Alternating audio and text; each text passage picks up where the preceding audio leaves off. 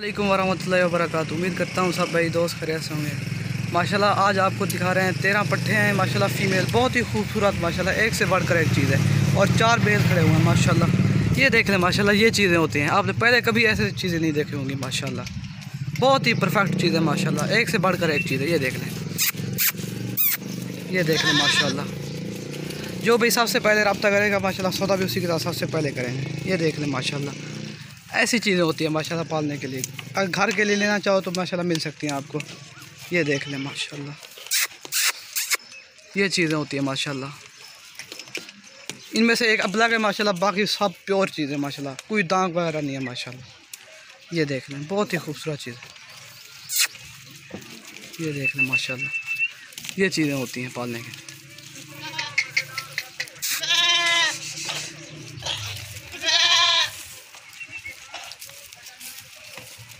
ये देख लें माशाल्लाह,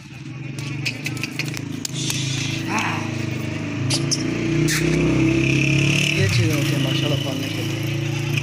ये देख लें माशाल्लाह,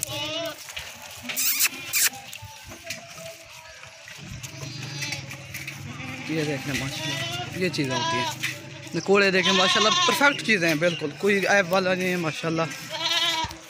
ये देख लें माशाल्लाह,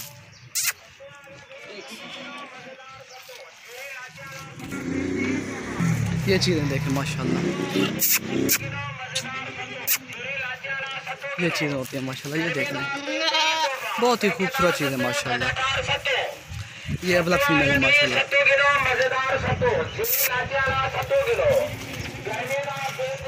ये चीज़ें देखें माशाल्लाह,